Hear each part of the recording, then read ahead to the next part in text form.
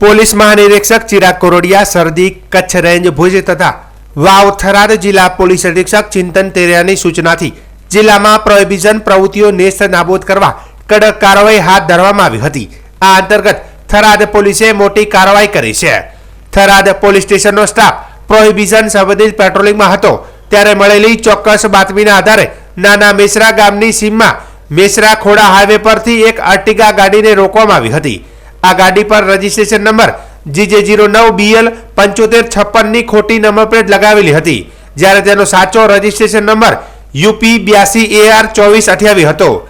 પોલીસે ગાડીના ચાલકને પકડી પાડી ગાડીની તલાશી લેતા તેમાંથી કુલ 1294 દારૂની બોટલો મળી આવી હતી, જેની કિંમત રૂપિયા 2,89,294 આંકવામાં આવી છે। દારૂના જથ્થા ઉપરાંત આર્ટિગા ગાડી અને એક મોબાઈલ ફોન સહિત કુલ 7,94,294 નો મુદ્દામાલ જપ્ત કરવામાં આવ્યો હતો। આ કેસમાં પોલીસે લક્ષ્મણસિંહ મદનસિંહ ભુરસિંહ રાજપૂત રાઠોડ ઉંમર વર્ષ 26 રહે કોલો તાલુકો બાયતુ જિલ્લો બાલોતરા રાજસ્થાન નામના આરોપીની ધરપકડ કરી છે। આ ઉપરાંત આ ગુનામાં 5 અન્ય આરોપીને વોન્ટેડ જાહેર કરવામાં આવ્યા છે, જેમાં દારૂનો જથ્થો ભરી આપનાર વાસુ ગર્ગ રહે ભાદરાણા તાલુકો સાચોર જિલ્લો જાલોર રાજસ્થાન અને રામારામ પ્રજાપતિ રહે ભાદરાણા તાલુકો સાચોર જિલ્લો જાલોર રાજસ્થાન ઠેકાવાળાનો સમાવેશ થાય છે।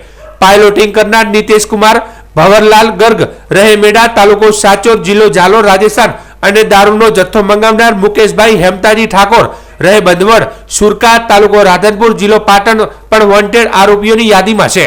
થરાદ પોલીસે પ્રોહિબિશન એક્ટ હેઠળ કાયદેસરની કાર્યવાહી હાથ ધરી છે।